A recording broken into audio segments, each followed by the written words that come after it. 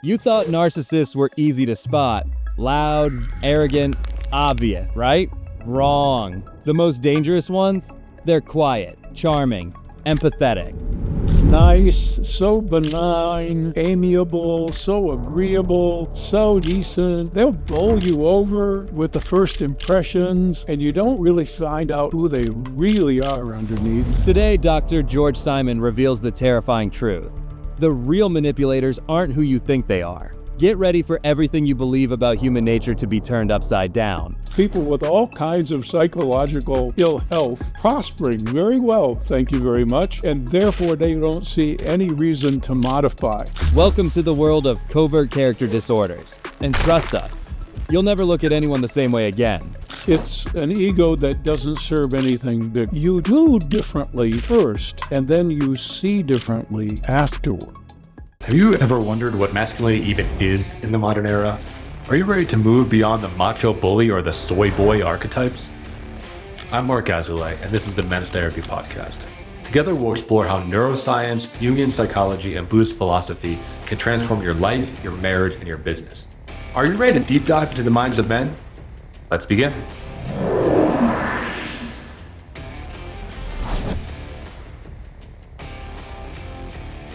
Hello and welcome back to the Men's Therapy Podcast. I'm your host, Marc Azoulay, and I'm here with Dr. George Simon. He's a psychologist and an author and a speaker, and he's just written an incredible book called In Sheep's Clothing about covert personality disorders. So Dr. Simon, I'm really excited to talk to you about this for a couple of reasons. I think the first is, I feel like personality disorders are talked about a lot in psychology, but not really understood. And I think they're also all over social media right now, people calling people narcissists or borderline or whatever, but we don't really have good sources to talk about what these things actually are. So I'm excited to have you on the show to really dig into the research-backed real findings about what these things are and not kind of fall victim to pop psychology. So welcome.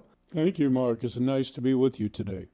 Yeah, so you focus a little or a lot on covert personality disorders. I'm curious, is there a personal story there? Like, what got you into that focus? Sure. And by the way, the In Sheep's Clothing is not a new book. It's the first of five, the first edition of which came out in 1996. And it's been at the top of the bestseller list for almost 30 years. So it'll have a new edition will be coming out in September of 2026. But what got me interested is that I was meeting with people in a clinical therapy practice who were experiencing what we today call the gaslighting effect. We didn't have a commonly accepted term for it then, and we didn't really even know it as a real thing back then. But as I was doing couples counseling and dealing with aggrieved relationship partners, and then witnessing certain disturbed characters do their thing, do their manipulations, as it were, I came to appreciate that there were people who were not quite who they appeared. They were capable of making good impressions. Today we say they're good impression managers. They might have a little bit of charm and charisma. They present well. But underneath it all, they were very controlling, dominance-seeking, and underhanded in the ways that they tried to deal with their partners. And this created this crazy-making feeling where the partner would confront them about something, and they'd have the partner thinking that they were crazy for even thinking that way. And I noticed it enough that I decided to write a book about it. Yeah. Well, so let me just ask you a question directly and we set the record straight. Is like, what causes that? I think some people say, it's all trauma. On the other end of the spectrum, some people say it's like evil, right? Or it's, sadistic, right? Like, what do you think causes some of this manipulative and underhanded behavior? Well, I'm so glad you asked that question, because one of the things I came to realize early in my career is that if you listen to people's stories, there's trauma everywhere.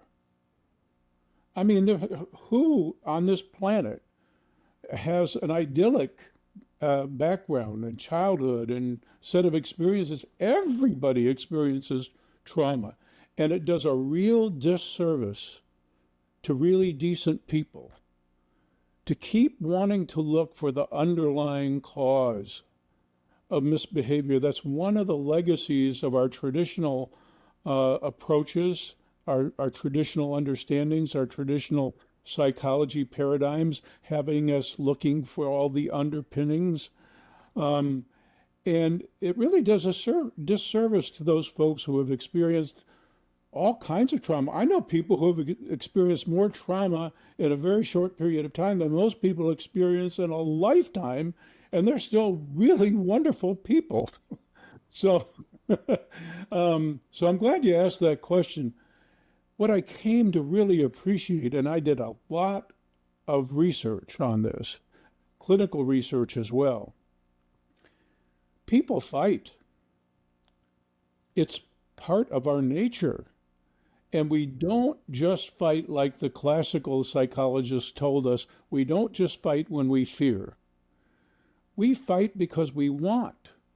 We want things we think will bring us pleasure, things that we think we need to survive and prosper. And we go after them. Now, how we do says an awful lot about us and our character makeup and our morals and our principles. So when we fight justly for important things that are worth fighting for, and we do that with principle and with care not to needlessly injure, and we fight to construct as opposed to destroy, we call that assertiveness, and it's the healthiest human behavior there is. But some people fight dirty. Some people fight underhandedly. Some people even fight to get the better of you while trying to look like they're doing anything but. And these folks are a real pain to deal with. Yeah. Yeah. So let me ask directly, like, do you think there is a sadistic element to that? Like fighting just to hurt or just to be dominant or just to, boost their ego or something? Yeah, there can be.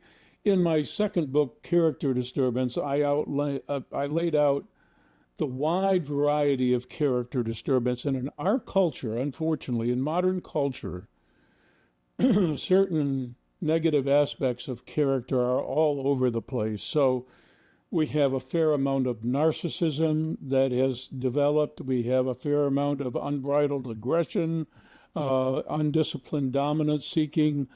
We have all kinds of things, that some sadism, some callousness, some heartlessness, and every human being is different. And to pigeonhole and to think we can so adequately categorize and paint with broad brushes like one size fits all, that's the tendency today. Everybody's an expert on narcissism, and you will read all kinds of articles. Narcissists do this and narcissists do that, or they're this way or that way. And my question all the time is, what kind of narcissist are we talking about here? There are many types and varieties. Some have sadistic elements. They're very, very different. Some are grandiose. They're very, very different. So the spectrum of character disturbance and character dysfunction is a very broad one. And it bothers me a lot, frankly, that there's some good information out there, some helpful information, but there's a lot of really overgeneralized and therefore bad information out there too. Yeah. Well, so let's dive into narcissism, because I agree. I think that maybe is the biggest one that's all over social media. And I have a number of clients that their partners tell them they're narcissists because I saw something on TikTok or whatever it was, right? And maybe they do have tendencies, but I think it's like when the clinical diagnosis, right, a personality disorder gets overused, it loses its power. Like you said, it loses its specificity, it loses the ability for people to seek help if they want it. And I think it can be weaponized against men in particular, right? Being like, oh, you're narcissistic, when they try to assert themselves or they try to, express a need or a boundary or something. So can you dive into that a little bit more? Like, what's your definition of narcissism and what are the different, types and phenotypes that you see out there? Before we get to narcissism itself, let's talk just a little bit about personality disorder and character disorder. We've had varying definitions over the years about what constitutes personality and character, and what constitutes a personality disorder and a character disorder. And there's a distinction there between personality and character. Character is that aspect of our personality that reflects our moral compass, our internalized set of values, etc. So you can have a personality disorder and not be character disordered. But even our definitions have had to change, because I'll oversimplify just a bit, but our basic definition for a personality disorder clinically for many, many years was a style of operating that is so extreme or so inflexible or so deviant from the norm that it causes distress, both for the person that has it and for everybody around them. Well, there are personality disorders today, there are disorders of character disorder today that aren't that deviant from the norm. and that it's a sad commentary on our time, but what would have been considered at one time, not too long ago, the most egregious displays of bad character are given a pass today, even heralded and even reinforced. And, instead of causing distress or impairing a person's ability to function, some of these personality styles actually work very well in a chaotic and a disordered and a narcissistic culture. So you have people with all kinds of psychological ill health prospering very well, thank you very much, and therefore they don't see any reason to modify their style. Yeah, they're getting rewarded, right, by our culture for exhibiting some of these tendencies. I want to take this out with you because I remember in my education, I learned that personality disorder is ego syntonic, right? And for our listeners, it means like you kind of don't know you have it because like it's part of who you are. You know you have it. Okay. You know you have it. You like it. Yeah. I like the way I am. Right. I know what you say. I know what you say. I know exactly what you say. I know exactly how you say you would like me to operate, how you'd like me to see things, etc. Well, I don't agree with you. I like the way I operate, even though you find it a problem. That's ego syntonic. Okay. Yeah. So and that is still part of the definition. Right. Okay. Yeah. Versus ego dystonic, right? Where something that somebody wants to change about themselves, right? Or something that. That's exactly right. I don't like the fact that I do this. I can't seem to help myself. And those people knock on your door and they ask for help. Right. Yeah. If most people don't seek treatment, right? If they're truly a personality disorder, they're happy the way that they're operating. Well, most people who have ego syntonic character disturbances don't seek treatment, right? They're usually dragged in. But some people who are of the more neurotic type, and boy, we could spend a whole program talking about the difference between what we have classically called neurosis or neurotically formulated personalities. We could talk about that versus a pure character disorder. We could talk about that difference, boy, for hours. Yeah. Well, can you give us like a highlight reel of that just so we can follow the conversation? On just about every dimension you can think of, folks who are what we call classically neurotic are different from those who are solidly character disturbed. For example, I'll make it very simplified. Whereas the neurotic has too much conscience, the character disturbed person has not enough conscience. Where the neurotic cares a lot, the character disturbed person doesn't care enough, can't care enough, lacks empathy. Whereas the neurotic individual lacks insight, the character disturbed person has plenty of insight. They just don't really care. Yeah, they're aware, but they don't give a shit. I mean, we could go on and on and on. And here's the real rub. All of our classical helping paradigms, therapy, they were all designed by, for, and about neurotic people. Yes. They weren't even geared for character disturbance. That's why they don't help generally. Okay? And people find this out when when a relationship partner finally drags their character disturbed spouse into therapy, they find out very quickly that things are not going to go very well. You know, because the intervention strategies that most clinicians were taught aren't meant for the problem. They were never meant for the problem. And the problem's only grown. I would say that when I first started doing all my writing, I would say maybe 40% of my clientele were more character disturbed than they were neurotic. By the time I finished writing, about 60% were. And these days, almost everybody, either being dragged into therapy or coming for help, has some kind of character impairment. And so it's a whole different ball game, and it has a lot to do with our culture. Yeah.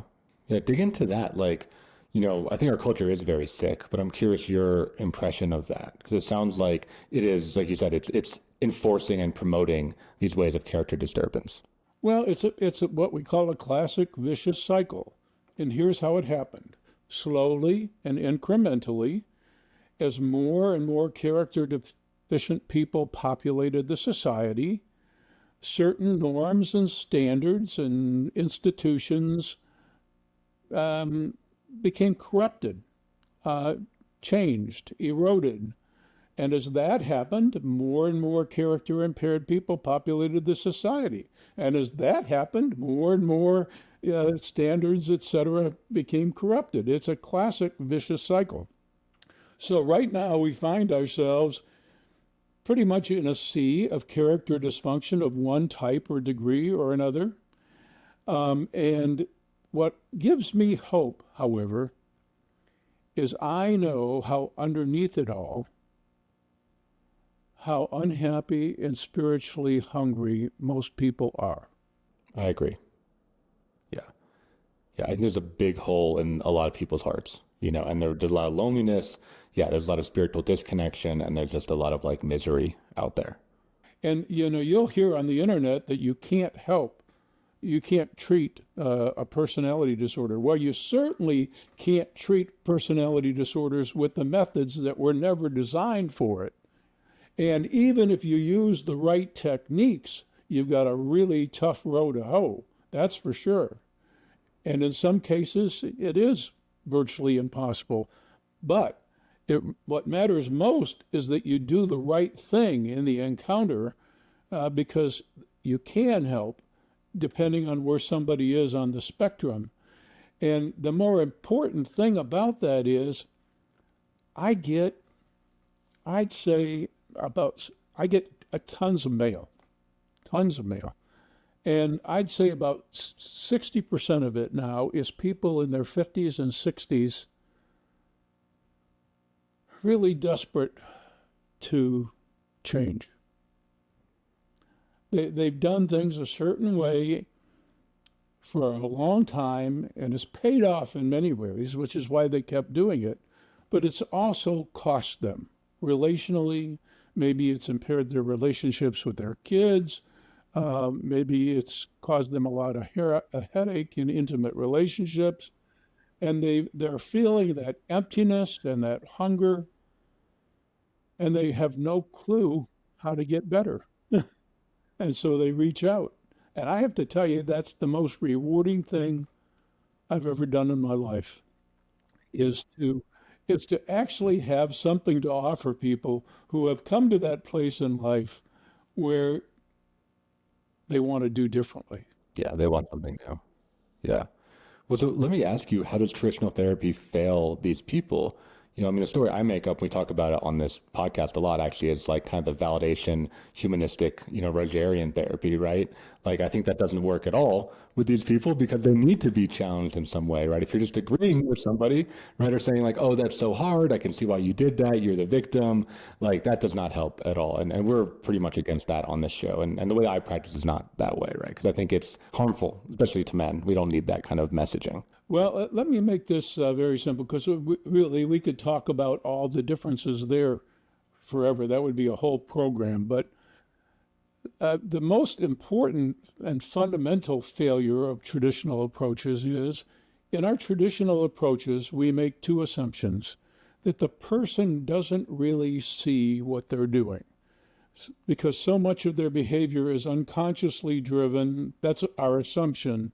And they don't really get it. They don't see the big picture. They don't realize the impact. And if they only realized, if they only saw what they were doing, then things would be different. So we waste, I promise you, we waste tremendous time and energy trying to get people who already see to see.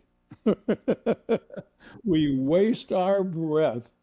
There isn't a thing you could bring to the attention. There's a person on the internet right now who actually claims that he cures narcissists because they just don't realize that in their, I'm going to quote him, in the contempt they show today, they will feel shame tomorrow, but they don't realize that. So all I have to do is point that out to them, that if you show contempt today, you'll feel ashamed of yourself tomorrow. And as soon as they see that, the heavens open up and the angels sing and everything's changed. Oh, please. Oh, please. This is absurd.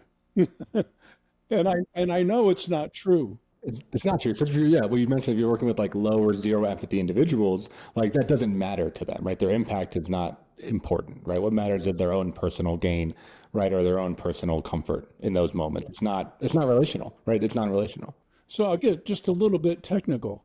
You know, we have had this framework for a long time, this cognitive behavioral framework, where we know that the ways people think about things, their attitudes, the way they see things impacts their behavior. You know, if my attitude, say as a man in a relationship with a woman, if my attitude, if my thinking pattern about women and their nature and their place within a relationship is somewhat misogynistic and degrading, if those are my attitudes, then I'm going to behave a certain way in those relationships.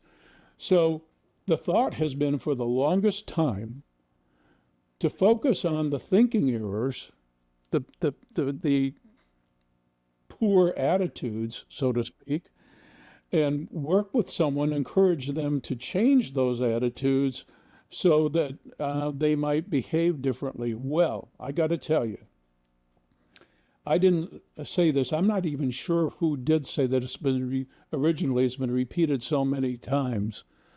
But is it a lot more efficacious, which means powerful and effective, to act your way into a new way of thinking than it is to think your way into a new way of acting? You do differently first, and then you see differently afterward. And you know, all of the successful self-help groups have known this for years. They've known this for years. You change the behavior first, and the critics will say, well, that's just superficial. It doesn't change the inside. Baloney. When it's done correctly, it makes a difference. Most meaningful learning is experiential. Think about it. Think about your own life and all the experiences you've been through and what they may have taught you and how they have changed your mindset about things. This is how we learn, and this is how we improve. And so what I realized very early on in my work is that the art of benign confrontation is the answer. And boy, refining that art is really tricky, really tricky.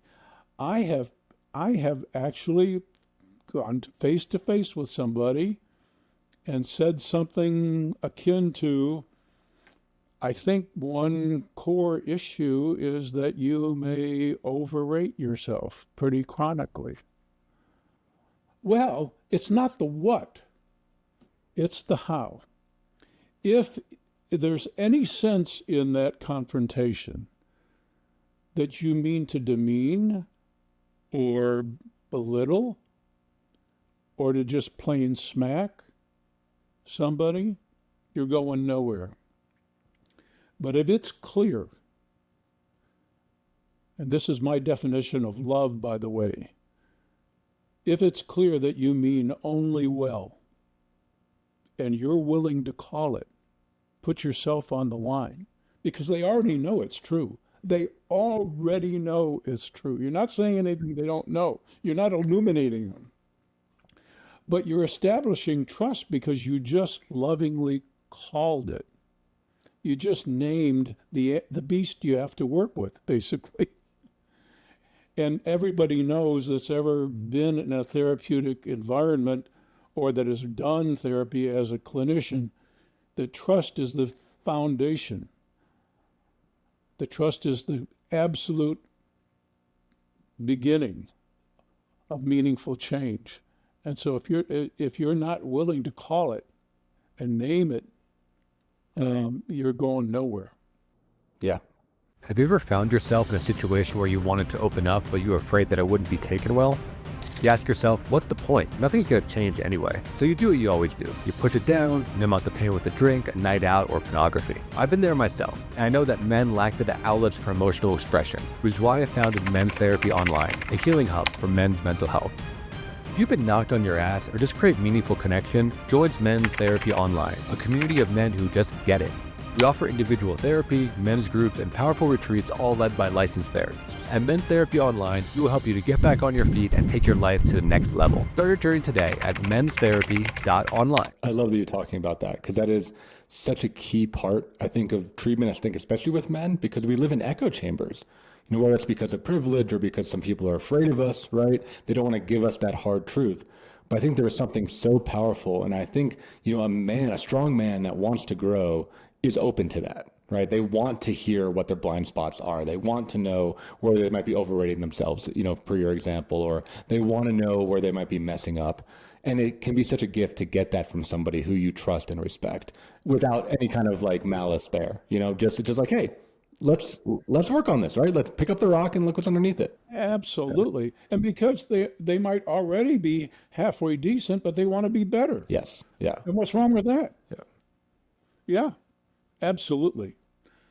So, boy, that's a long way into this topic of narcissism. Yeah, I was going to bring us back too, but yeah, thank you for doing that. The core of narcissism is an ego out of shape. Okay? It's an ego that doesn't serve anything bigger. The dilemma with their narcissism, the types, and I can't stress this enough, like autism, narcissism, or any other psychological condition, it is a spectrum phenomenon, existing along spectra of both type and degree. A narcissist is not a narcissist, is not a narcissist. They vary as to type and degree, but at the core, one central feature is an ego out of shape, an ego that serves only oneself instead of something bigger. And that usually has its roots for men in their relationship with their primary parent figure, mostly fathers. And let me tell you, things can go horribly wrong in a dysfunctional family where the kid is the highest functioning member of the family. Talk about a pathway to a fat head. When a kid feels better than the mentor, you got trouble ahead. And that happens a lot, frankly, unfortunately, in our culture. It does. Yeah. I work with a lot of people struggling with addiction, right? Or parents, that were addicted, right? And they get that parentified child thing where, yeah, and it does breed grandiosity, because how could you not, right? The other alternative is to be like, well, I guess I'm just screwed because my parents don't know how to exist and how to function. They have to pick up that torch and be like, I am the parent here. I am the one that's in control. Exactly. Yeah. So it's really, but the other part of that is personality is not just nature and it's not just nurture. We're learning more and more, as they analyze the human genome, we now have genetic markers for a lot of tendencies that we never thought we would have before. So nature plays much more of a role than we thought it did. But it's not just nature and it's not just nurture. We've had this debate forever. And it's not just a combination of both. Marc, it's a dynamic interplay over time between both factors. So, for example, in a family system, let's say you have a dysfunctional family system, and you have two children in there, in that system, and one tends to be more naturally anxious, fretful, more prone to retreat in the face of conflict because they tend to be somewhat shy naturally. And then you have the other child who is more tenacious, tends to be more daredevilish, tends to not back down from conflict so much, but rather put up a fuss. The same environment, different predispositions, over time, you're going to have two very different personalities. And it's not just nature, and it's not just nurture, and it's not just the combination of the two. It's this dynamic interplay over time. And so when we're doing the kind of therapy that works, we want to be mindful of all that. Person can't help their innate predispositions. They didn't have any choice over that. Nor can they help the environment in which the environment that helped shape them. Can't undo that either. But the human being has an incredible capacity, but more than any other creatures on the planet, to learn.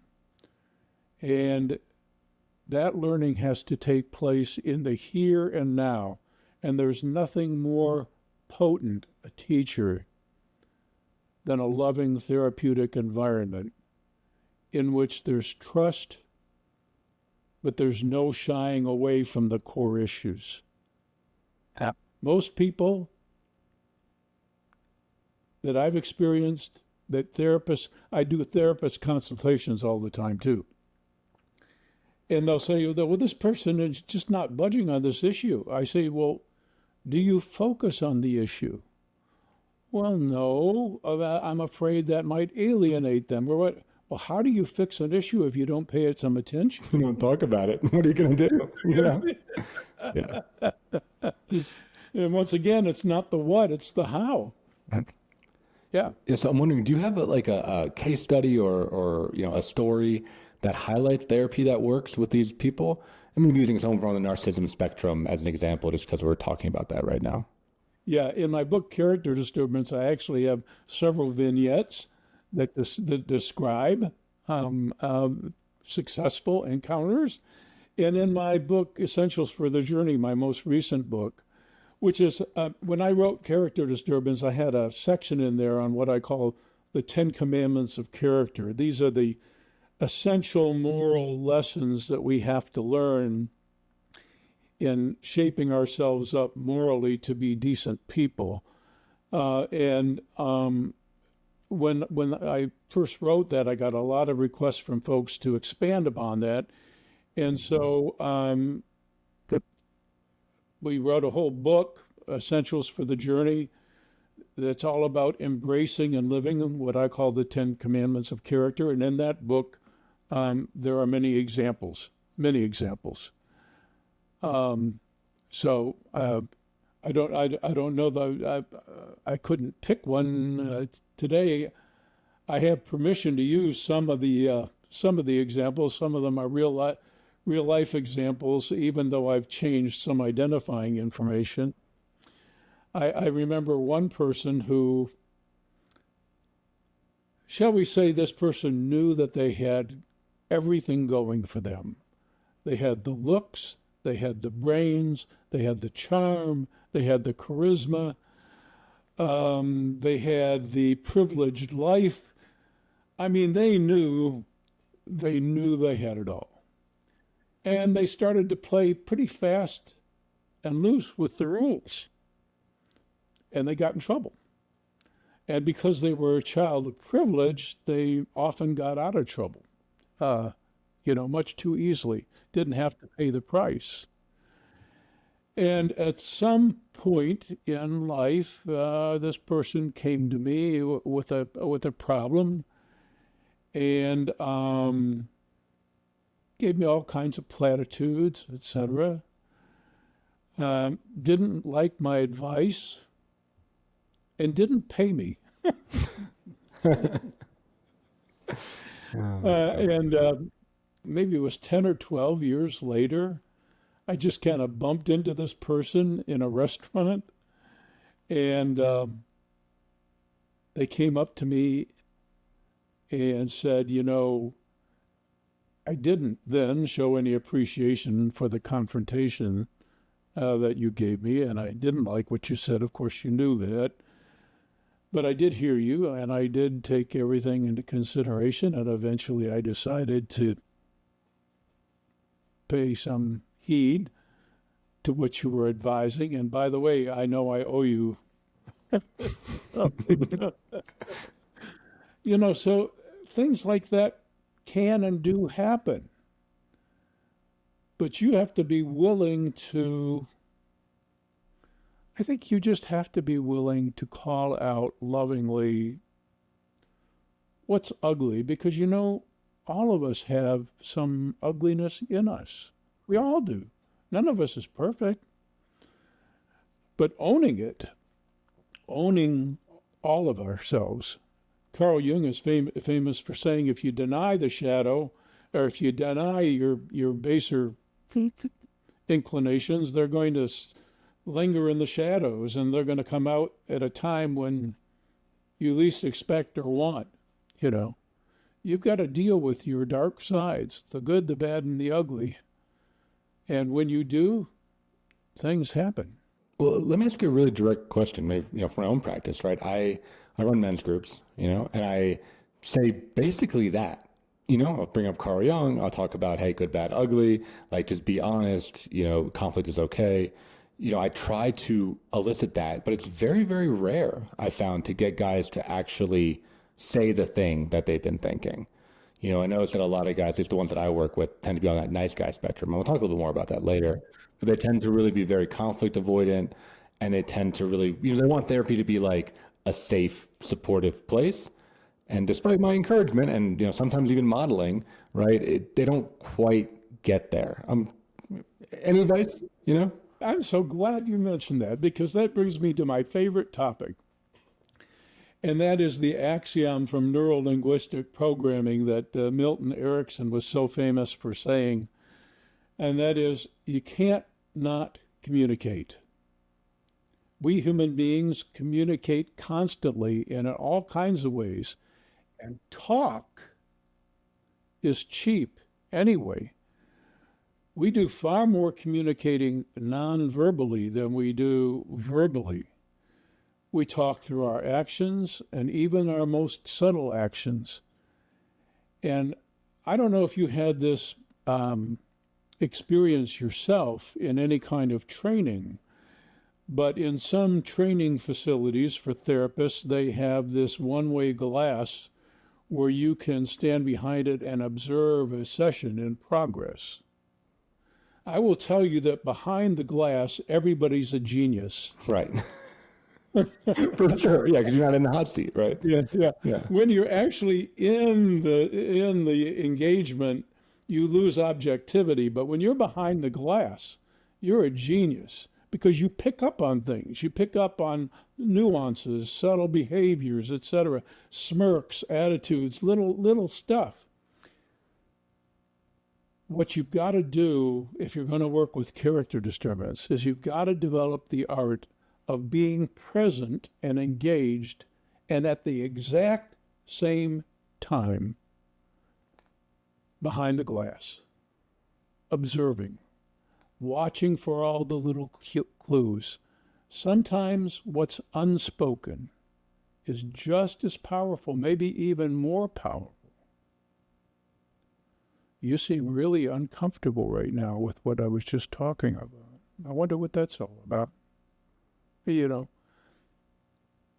there's always room for conversation, especially if you pay attention to the conversation that's not verbal, because we can't not communicate. We can't not do it. We do it constantly. Yeah, that's very interesting. Yeah, what are some of the things that you look out for? What are some of the micro expressions or tone of voice? Like, what are you paying attention to? Yeah, I look for micro behaviors, maneuvers within the interchange, positioning. I look for nonverbal expressions, twinges, signs of anxiety. Sometimes I'll just reach out to shake someone's hand and feel how sweaty it is. That's a good barometer of how much anxiety is at work right at this very moment. There are so many little techniques. You know, I've done many workshops. We're getting into workshop territory here. So we could spend a whole program on that, Mark. Yeah, there's a lot of stuff to talk about. Well, so let me bring you back to narcissism, right? Just to kind of keep harping on that topic. You said, there's spectrum of type and degree, right? So what are some of the larger categories? Of course, knowing that everyone's different, there's a lot of nuance, et cetera, et cetera. But if you could, paint us a map. Two broad categories. The more classically neurotic type, where what you see, the bravado, the boisterousness, the inflation, the overestimation, where all that is a compensation for underlying feelings of insecurity.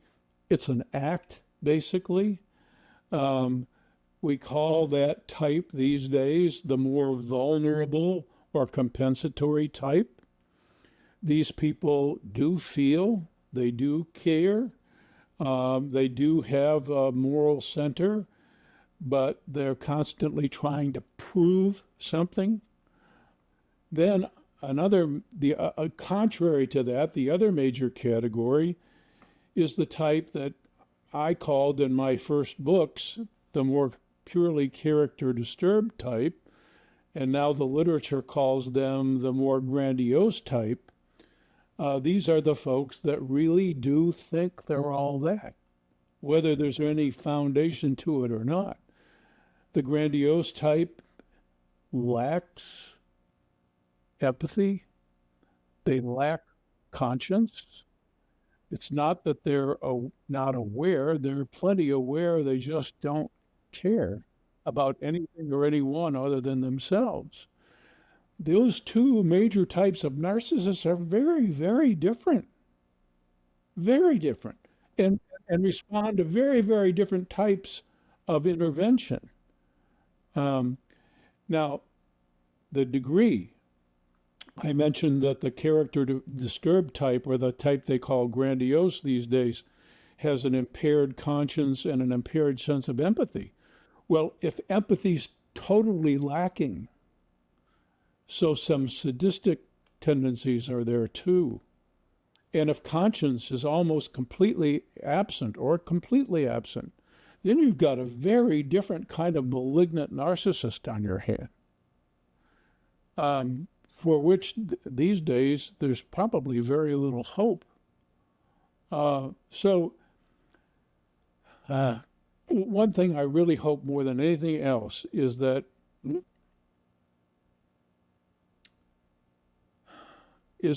all the mental health professionals take more care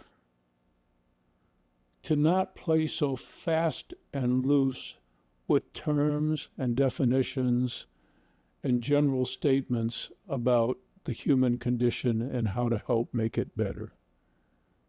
We're much more complex than that. And the conditions that we struggle with are much more complex than that. And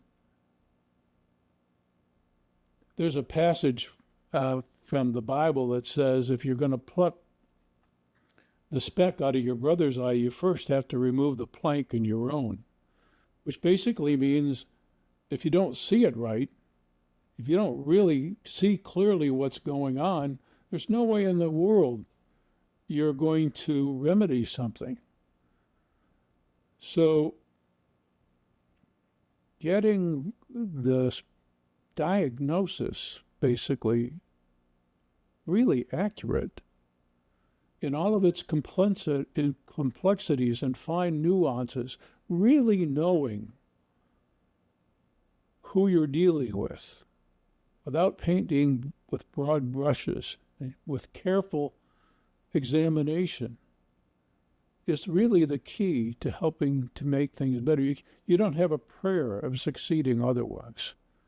I want to really get to know the folks that I'm dealing with. And most of the folks, like I mentioned to you, the folks who at later points in life have decided that something's got to change, they will readily tell me, because they're at that point in life where they finally decide that the way they've been doing it has worked okay, but it's just not working as well as they thought. And underneath it all, they're not really happy or fulfilled, and they're looking for something more. And so I let them tell their stories. Yeah, that's very well said. Yeah, and it sounds like they're open to change because they're able to have that humility to admit that they're miserable. I think that a lot of younger people, right, like it's all facade. It's all posturing. It's all just like plow forward, don't think, don't introspect, like just make it happen no matter what. And we don't get that kind of, the humility comes a lot later in life, right? But you wanted to talk about, when we had our preliminary discussion, these folks who are such good impression managers, as we call them these days. They can come across so nice, so benign, so amiable, so agreeable, so decent. They'll bowl you over with the first impressions, and you don't really find out who they really are underneath until the jig is up in some way and the facade comes down. This is a real phenomenon of our time, too. And that's really the basis of a lot of my book, In Sheep's Clothing. The folks that know how to look good without being good. Looking good is a skill set. Being good is a whole different matter. It takes a lot more work, by the way. Yeah, it's way harder. Yeah, I mean, talk more about that, right? Because, we call them, nice guys, right? Like colloquially. Dr. Robert Glover wrote the book. We've had him on the program. He's talked a lot about it. And I'm curious your views of like, it's the guy that's like a people pleaser and thinks he can read the room and manipulate people and become very likable. But oftentimes there's like, deep malice and resentment. For a lot of guys, there's also a second life. A lot of, people my age, it's porn, right? Or there's drug addiction underneath, or gaming addiction, or gambling. There's like some kind of like maladaptive behavior where they can let some of those more base tendencies express themselves. But go ahead and tell us about that nice guy archetype. Okay, two main axioms. We're hardwired to do that. We're hardwired to scan our environments and figure out how to best operate within the environment. So within the social sphere, we learn early on what people like, what people dislike, what they like to see in relationships, what they don't like to see, et cetera, et cetera. We learn the game. And we also learn how to play the game. That's natural. We're also creatures of economy. That is built into us firmly. In other words, we want the most reward for the least pain. This is part of the programming. We don't like to work just to work. We want a payoff, and we'd like a big payoff for relatively little, which is why people get hooked on gambling. It appears, at least that's the lure at first. They find out later that they've been taken to the cleaners, but, at least that's the allure.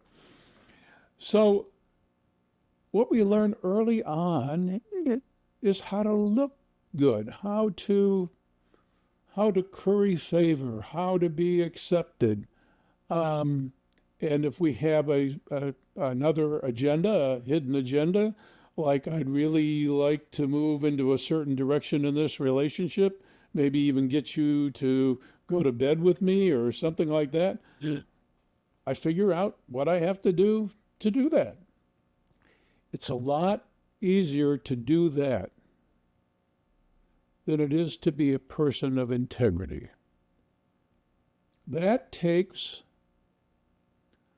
a kind of subordination to something much bigger that in our day and time most people don't have the will for. Because it's not self-serving. It serves a higher purpose, a higher interest. And that's precisely why underneath it all people are so spiritually empty and hungry. Because our souls yearn for that something bigger. Yeah, I like that you looped back around to that, because I think that that's true. I think there is a huge spiritual hole, in modern society. And like you said, that path of integrity, or, I'm sure in your book, right, the kind of path of character, that is a spiritual pursuit, because it requires building up an ethic. It requires having an honor code. It requires, holding yourself accountable and doing the hard thing, doing the delayed gratification thing, or the thing that, might be selfless in some way, shape, or form, right? I think that is a spiritual path. It's not for everybody, and it's really difficult, I think, for a lot of people, especially when the culture, like you said, rewards that kind of gambling mentality, that, quick hit, just dopamine flood mentality that we see out there. I don't know how it is in Colorado, but here in Little Rock, Arkansas, our speed limits are mere suggestions. Oh, for sure. Yeah. And our red lights are arbitrary. It's every person for themselves. If you want to change lanes, or if you want to avoid being rear-ended, if you have to stop suddenly for an animal in the road or something like that. It's a free-for-all, because there's no higher operating principle served. It's not, and here's the worst part, it doesn't seem necessary, because first of all, there's no policing. So in that way, practically speaking, it seems unnecessary. And secondly, because there's no real consequence. Well, I think we're seeing the degradation of community. And it's one of the things I'm so grateful. I moved to, a small rural town, and I live at altitude. And for the first time in my life, I know my neighbors and I care about them. And we help each other when, our cars break down, or we need snow plowing, or we need some food. Like I never had that in my life ever, and I think it does take some level of survival pressure to have true community. And I think because we're in such a privileged world in many ways, like we don't need each other in the same way that we've had for most of society. You can get everything online, you can work remotely, you can just get DoorDash, you can get Amazon, right? Like you don't need your neighbor. So you don't really have to care about them. In many ways there's obstacles, right? There's obstacles between you and getting back to your house. I think you're absolutely right about that, Mark. And I'm glad that you know the difference, therefore, when you do have that sense of community. It gives life a whole different color, it's a whole different experience. Yeah, I wouldn't trade it for the world. It's incredible. It's the biggest gift I've given myself. As we're nearing, we'll get back to it. Yeah, I think these structures are breaking down. And I think we will get back to it, whether we like it or not. Right now, there's this concept in Eastern philosophy about yin and yang. When there's too much movement, too hard and too fast in one direction, there's inevitably a backlash. And right now we're in a period of backlash second to none, I think. And it will run its course, and then we'll probably go back the other way. But the more mindful person takes a look at the whole picture and says, this going back and forth, this is an exhausting game.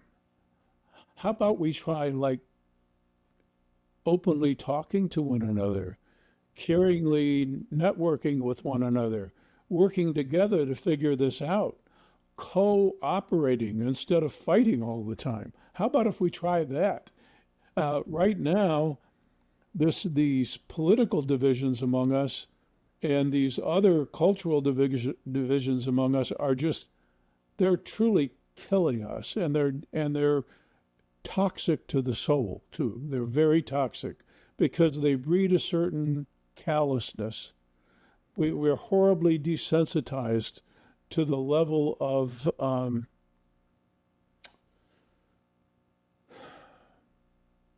denigration, degradation, even contempt that we're showing each other these days. And it's hurting us very badly. It's very damaging to the human spirit. Yeah, I think that's well said. Tragic, but well said. I think I agree completely. I think there's a lot of pain out there. You know, we are nearing the end of our program. It really flew by. I felt like I have to have you on because I think we're just scratching the surface of your wealth of knowledge and experience. But I do want to ask a question, right at the end here of, what is a healthy personality? Like what's the other end of this spectrum? What is, and I think you were talking about a little bit here, community focused, spiritual bent, a person of integrity. But I just want to give you a chance to talk about like, what are we going towards? Maybe leave our listeners with some hope. The unhealthy ego is the ego in self-service. The healthy ego and the healthy personality is a solid ego. If you don't think something of yourself, if you don't know that you're a person of worth, and if you don't know where your worth comes from, you've got trouble there anyway. But the healthy ego knows its worth, knows where it comes from, and is in service to something bigger, has a relationship with that something bigger. It starts with our relationship with ourselves, and then our relationship with our most intimate partners and friends, and then a relationship with that something, that ultimate something bigger, the greater good we used to call it. It's all about the quality of relationship. And when some spiritual disciplines say that love is the answer, that's the profound truth. The trick is discriminating what genuine love really is and distinguishing it from what I like to call all of its close cousins and all of its imposters. And we could do a whole show on that. Love's close cousins and imposters, because a whole lot of things look like love that aren't. But love is the answer. And the real task of character is to develop that capacity, is to develop the capacity to genuinely love, to genuinely not only want well for ourselves, because if we don't know how to want well for ourselves, we can't possibly know how to want well for another, but to genuinely want nothing but well for ourselves, for our relationship partners, and for the rest of this awesome creation. That's the answer. That's a healthy ego right there in a nutshell, and a healthy character. I love that. Amen. Yeah, we got to have you back on to have that show on love. It definitely piqued my interest because, I think that word is, again, it's a generality, and it's like, what does that mean? How do you cultivate it? And there's a lot of unhealthy versions and conditioning around love. So Dr. Simon, I've really enjoyed this conversation. I can't wait to speak to you again in the future. If people want to learn more about you, follow you online, buy your book, where can they find you? Well, my website at drgeorgesimon.com. That's drgeorgesimon.com.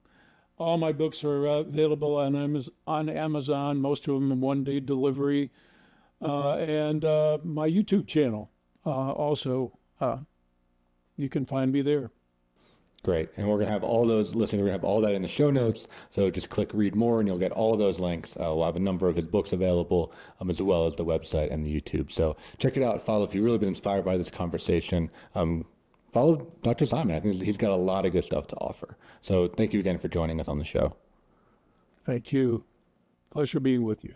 And thank you, listeners. Thanks for tuning in. If you've enjoyed this, do all the social stuff, like, share, subscribe. You know how to do it by now. And send to somebody that needs to hear this message. Send to somebody who maybe, I don't know, let's say it has personality disorder. That might be not the best way to introduce it to them, but maybe someone who is struggling with this or wants to become a better person or really is thinking that their life isn't working out for them. Kind of what Dr. Simon was talking about. They're in that middle age and they're like, hey, I need to change something. I need to find some hope and some, humility and some love in my life. Try to get that message out. We're nearing 80,000 subscribers, so thank you all for that. It's been incredible. We're really starting to get this message out there and get into a lot of men that don't have access to mental health treatment. So we're breaking the stigma one subscriber at a time. Thank you again for joining us, and we'll see you next week, another episode of the Men's Therapy Podcast. Thanks for tuning in. If you enjoyed today's episode, please subscribe and leave a review. And don't forget to visit menstherapy.online to learn more about the work that we are doing to support and inspire men. Until next time, keep moving forward.